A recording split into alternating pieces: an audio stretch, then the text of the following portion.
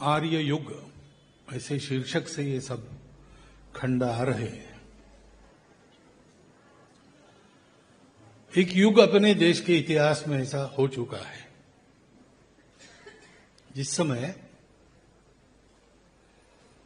आर्यता यानी सुसंस्कृतता, इसको लेकर हम सारी दुनिया में गए थे। आर्य नाम का कोई वंश वगैरह नहीं है। श्रेष्ठ सांस्कृतिक आचार विचार जिनके पास है उनको आर्य कहा जाता था। और हमारे वो पूर्वज कैसे गए होंगे उस समय पता नहीं, छोटी छोटी किश्तियों में बैठकर, पैदल चलकर। लेकिन पता चलता है कि मेक्सिको से साइबेरिया तक पूरे दुनिया में उनका संचार था। और जहां गए वहां उन्होंने किसी का राज्य नहीं हड़पा, किसी को कन्वर्ट नहीं किया, जैसे थे उससे अच्छा बनाया।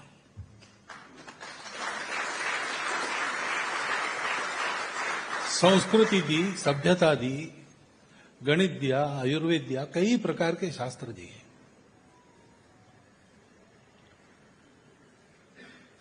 और ये सारा उन्होंने क्यों किया? क्योंकि अपने देश को इसीलिए हमारे पूर्वज ऋषि मुनियों द्वारा, सबको द्वारा बनाया गया कि दुनिया में हमको जाना है जीतने के लिए नहीं, जोड़ने के लिए जाना है।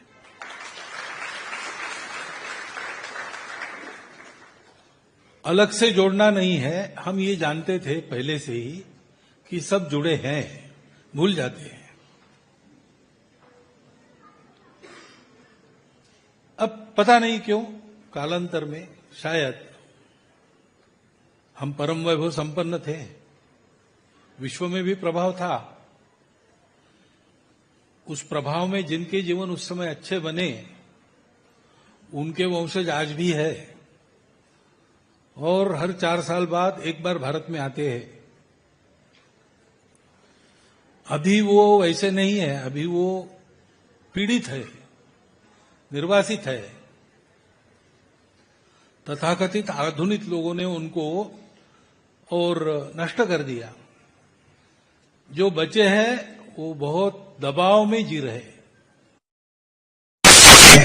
राहत की सांस लेते हैं और उस युग को कृतज्ञता पूर्वक याद करते हैं। हम भूल गए,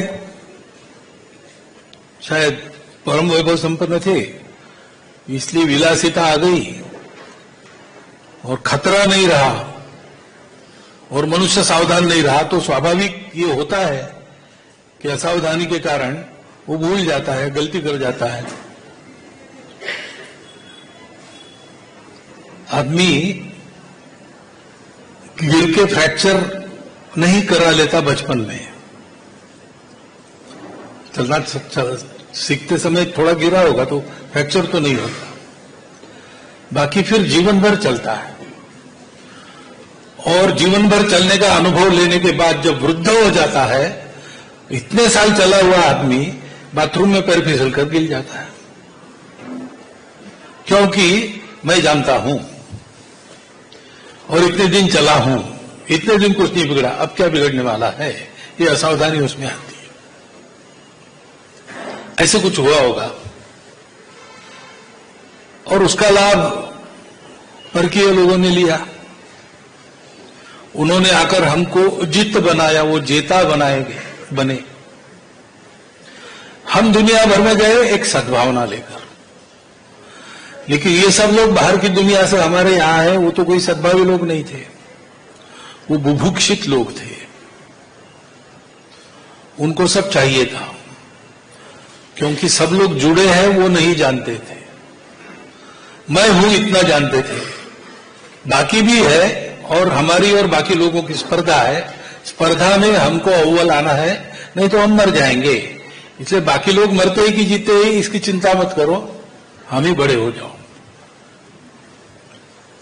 इस आधार पर चलने वाले ये लोग आए और पहले तो उन्होंने ध्वंस किया, हमको लूटा, फिर आखिरी जो आए उन्होंने हमारे दिमाग को ही लूट लिया। तो हम ये भी भूल गए कि ऐसा कुछ हमारे पास था जो दुनिया को देना है।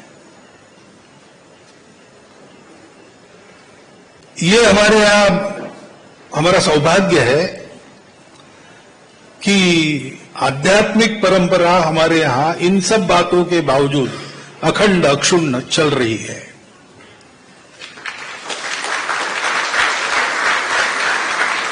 और सारे ज्ञानोदय के मूल में जो ज्ञान रहता है उस ज्ञान को अक्षय शाश्वत रखकर और उसके आधार पर जितना हो सके बाकी ज्ञान भी संजोकर सुरक्षित रखकर वो हमारे बीच में है।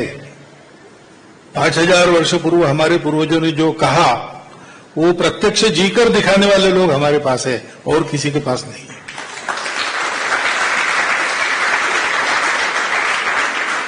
अब हम भारतवासी, हम उस आर्यत्व के विरासतदार, ये हमारा अपना कर्तव्य है कि अगर हम ऐसे थे तो हमको ऐसे होना है। देशकाल परिस्थिति अनुरूप बाहर का रूप बदलेगा, परंतु वो जो सब संबंधों का लिहाज रखने वाले, संबंधों को देखकर चलने वाले और संबंधों को नहीं मानते उनको ठीक करने वाले, यानी शास्त्र भी है और शस्त्र भी है, शक्ति भी है, भक्ति भी है, ज्ञान भी है, ऐसा कर्म करने वाले, ऐसा हमको बनना है। ये अपने आप में हमारा कर्तव्य है। और समय ने कुछ ऐसा मोड़ ले लिया है कि अब दुनिया के लोग भी सोच रहे कि जिस रास्ते पर हम इतना आगे बढ़े हैं वो रास्ता हमको भी विनाश तक ही ले जाएगा। तो हमको कोई रास्ता चाहिए। प्रयोग हमने बहुत कर लिए, व्यक्ति को प्रमुख मानकर किए, समूहों को प्रमुख मानकर किए, अर्थ को प्रमुख मानकर किए, काम को प्रमुख मानकर किए, तरह तरह की सिस्टम, भगवान को मानने वाली, न मानने वाली, अध्यात्म को मानने वाली, केवल विज्ञान को मानने वाली, इसी सारी पद्धतियों के 2000 साल प्रयोग हो चुके। लेकिन मनुष्य को कभी फीका न पड़ने वाला शाश्वत सुख और सामूहिक जीवन में सृष्टि के साथ समन्वय, आपस में सामंजस्य, ये प्राप्त नहीं हुआ। जहां हमने शुरू किया था वहीं पर हम लोग हैं। हो सकता है उससे भी पीछे चले गए। तो ये सब रास्ते काम के नहीं, हमको नया रास्ता चाहिए और नया रास्ता भारत के पास है। तो जो विचारक है, सद्भावी लोग हैं, वो भारत से अपेक्षा करते हैं। लेकिन वो प्रवृत्ति भी है जिसके कारण ये सारा हुआ अनर्थ। और हम जानते हैं कि सब लोग जुड़े हैं, तो हमारा एक कर्तव्य बनता है कि वो राहत पहुंचानी चाहिए। और राहत पहुंचाने के मार्ग में अभी भी दुर्भावना जिनकी है वो रोड़ा बनेंगे, तो उनका समाचार लेने के लिए शक्ति संपन्नता भी चाहिए। अब इन दोनों के लिए हम प्रयास करते हैं, तो हम भी अपना रास्ता भूल गए। तो हमारे पास वही दोनों रास्ते जो फेल हो चुके हैं, उस पर चलने से तो हम ये नहीं कर सकेंगे। तो इसलिए हमको फिर से अपने पूर्वजों के ज्ञान के तरफ वापस जाना पड़ेगा। प्रयास चल रहे हैं। आपने अंग्रेजी शब्द सुना होगा, इंडियन नॉलेज सिस्टम, ऐसा कहते हैं, भारतीय ज्ञान परंपरा।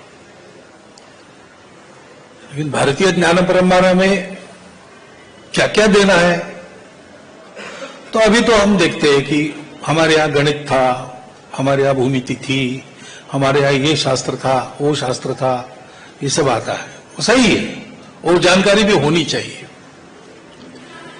परंतु मूल बात है कि इस सारे ज्ञान को हमने जाना कैसे?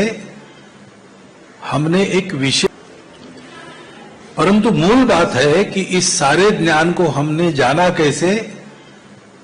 हमने एक विशेष दृष्टि का उपयोग किया। उस दृष्टि के चलते हमको एक सत्य मिला। उस सत्य के आधार पर हमारा मूल्याधिष्ठित धर्म और संस्कृति उत्पन्न हुई। उसके पीढ़ी दर पीढ़ी आचरण के कारण हमारी शक्ति भी उत्पन्न हुई, हमको ज्ञान भी मिला, भक्ति भी मिली, और हम कर्मरत रहे, पुरुषार्थरत रहे।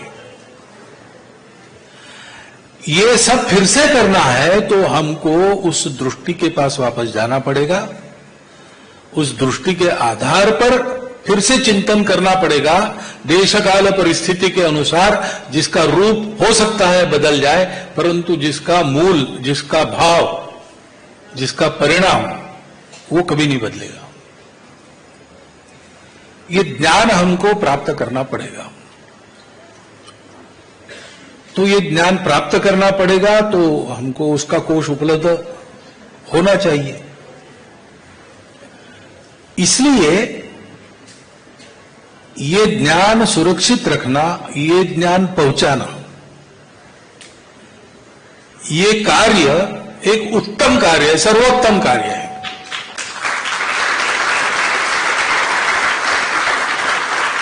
क्योंकि जिनको ज्ञान लाभ होता है वो व्यक्ति तो लाभान्वित होते ही है, परंतु इसमें देश का लाभ है और उसमें सारी दुनिया का लाभ है। एक पंथ में तीन तीन काज साधने वाला ये काम है, और इसलिए इस कार्य के प्रयासों में लगे सारी टीम का और महाराज श्री जैसे उनके प्रेरकों का मैं हृदय से कृतज्ञता पूर्वक अभिनंदन और धन्यवाद करता हूं।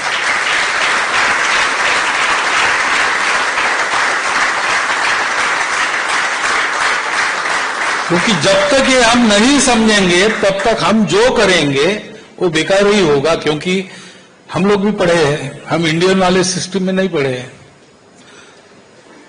हम MKS में, मैकॉले नॉलेज सिस्टम में पढ़े हैं।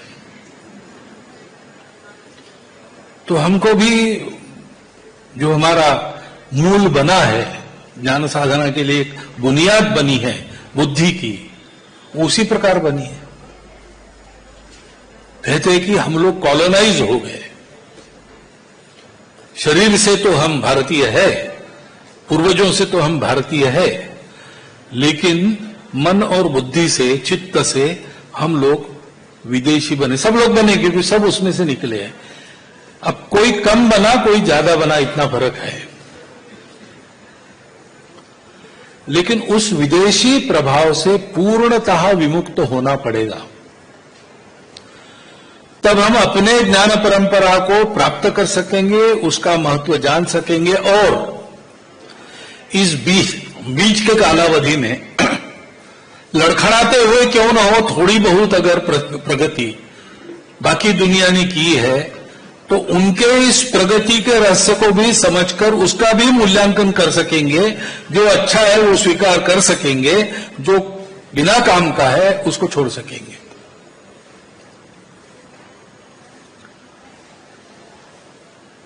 सौभाग्य है कि आज आधुनिक विज्ञान जिसको कहते हैं पश्चिम का ज्ञान, वो भी ऐसी जगह कर आ गया है कि वो भी सोच रहा है। जैसे आजकल न्यूरो साइंस कहता है कि आप अपने ज्ञानेंद्रियों से जो देख रहे हो, आंख, कान, नाक आदि आदि, तो आपको तो वही दिखता है जो आपके दिमाग में सॉफ्टवेयर बना है। वो दिखता है, वैसा ही होगा ऐसा नहीं है, लेकिन आप जब जब देखेंगे तब ऐसा ही दिखेगा। उदाहरणार्थ हम लोग मनुष्य है, 7 रंग देख पाते हैं। मैं जानवरों का डॉक्टर हूं, मैं जानता हूं कुत्ता 2 ही रंग देखता है और मुर्गी 3 ही रंग देखती है। तो कुत्ता पूछेगा आदमी को कितने रंग, 7, वो कहेगा गलत है, दुनिया में 2 ही रंग है। अब वो भी देख रहा है, उसका भी प्रत्यक्ष है, वो अनुमान नहीं कर रहा, वो देख के बता रहा। हम भी देख के बता रहे सत्य क्या है। ये तब तक पता नहीं चलता है जब तक इस अपने भौतिक दिमाग के बंधन के परे हम जाते नहीं। और जा सकते हैं क्या? तो आधुनिक विज्ञान कहता है कि जा सकते हैं, पहले नहीं कहते थे। लेकिन अब वो नियर डेथ एक्सपीरियंस नाम की एक बात चलती है। कुछ लोग मर गए और जिंदे हो जाते हैं। तो ये क्या है, इसका अध्ययन जब किया तो उनको ध्यान में आया कि दुनिया भर के ऐसे जितने लोग हैं उनका उन क्षणों का जिसमें वो मरे थे जिंदा होने के पहले, वो अनुभव एक ही प्रकार का है। तो फिर इसमें कुछ तथ्य है। या एक यूरी गेलर नाम के व्यक्ति थे, अभी है कि नहीं पता नहीं थे, तो ऐसा एकाग्र दृष्टि करके चम्मच को वहां रखे चम्मच को गोल बना देते थे। तो क्या है, एक्स्ट्रा सेंसरी पावर है, एएसपी ऐसा बताया। अब ये तो प्रत्यक्ष हो रहा है, उसका भी अध्ययन उन्होंने किया। तो उनके ध्यान में आया कि हम जो समझते थे कि कण मैटर यही मूल है, ऐसा नहीं है। वो कण और ऊर्जा, एनर्जी और मैटर, ये दोनों बातें जिससे निकलती है वो है कॉन्शियसनेस, हमारा बोध। और वो बोध एक शरीर तक सीमित नहीं रहता, यानी मेरा बोध अलग आपका बोध अलग, ऐसे नहीं होता। एक बोध में हम सब अपने शरीर सहित हैं। तो वो भी अपने इन विचारों के पास आने के, लेकिन उन विचारों का अनुशीलन करना है तो विज्ञान के उपकरण अब काम के नहीं है, ये भी उनको पता है। सूक्ष्माति सूक्ष्म देखकर अब हद हो गई, अब देखने जाएंगे तो उसका आकार बिगड़ जाएगा, ऐसा सूक्ष्म उनके सामने है। तो देखने से ही उसमें परिवर्तन आ जाता है, क्या है पता नहीं चलता। और सबसे बड़ा महत्वमहीयान ऐसा देखने के लिए गए तो लाखों प्रकाश वर्ष के अंतर में से जाना पड़ता है। उसमें अपने भौतिक नियम पृथ्वी के नहीं चलते, प्रकाश सरल रेखा में जाता है, लेकिन इतने बड़े अंतर में वो घूम के वापस भी आ जाता है। तो हो सकता है कि मेरे पीछे की वस्तु मेरे आगे दिखे, और वो भी मेरे तक प्रकाश आने में 3 लाख 30 लाख प्रकाश वर्ष लगते हैं। तो अभी जो देख रहा हूं 30 लाख पुराना है, 30 लाख वर्ष, तो अभी किसी काम का नहीं। तो मर्यादा हो गई। तो एक लेखक ने लिखा, लेख में मैंने पढ़ा है वो लेख, उसका वाक्य है, नाम भी उसने लिए है, कि पूर्व में जाना पड़ेगा और विशेषकर भारत में उनके प्राचीन ग्रंथों का अध्ययन करना पड़ेगा। उसको 2 नाम मालूम थे, वो भी दिए उसने, पातंजलि योग सूत्र, योग वासिष्ठ वगैरह। अब दुर्भाग्य ये है कि ये पश्चिम के हवाले से आपको बताना पड़ता है, तब आपकी तालियां बजती है। अपना गौरव होना चाहिए ना, अपने पास था, हमने करके दिखाया है, ये इतिहास हम भूल गए। लेकिन आप थोड़ा थोड़ा याद कर रहे हैं, तो बड़ी आनंद की बात है कि इस दिशा में आगे जाने के लिए एक बहुत अच्छा संदर्भों का भंडार इन ग्रंथों के निमित्त हमको मिल गया। मुझे नहीं लगता भारत में ऐसा कहीं उपलब्ध है, बाहर तो है नहीं, भारत में भी नहीं।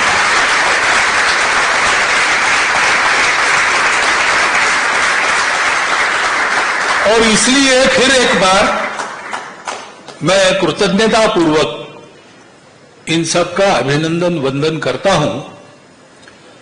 और हम लोग इतना तो कर ही सकते, आप हम, कि जो जो विद्वान लोग मिलेंगे, जो जो शोधार्थी मिलेंगे, उनको इस ग्रंथ का भंडार का आता पता बताए, जिनकी शक्ति है उनको उसको खरीदने के लिए कहे, क्योंकि वो भी चाहिए, नहीं तो काम कैसे चलेगा। और जो अध्ययन करना चाहिए उनको इधर मोड़ने से वो इस संदर्भ भंडार को देखेंगे, उनको जो चाहिए वो तो मिल ही जाएगा, लेकिन इसको देखकर हो सकता है कि वो सभी बातों को जानने का प्रयास करेंगे। तो विद्वान लोगों के द्वारा समाज में प्रबोधन हो, इसलिए उनके पास सामग्री पहुंचाने के लिए हम अपने मुख से इसका मौखिक प्रचार कर सकते हैं। ऐसा जो जो मैं कर सकता हूं वो मैं इसके मामले में करूंगा, ये आश्वासन देता हूं।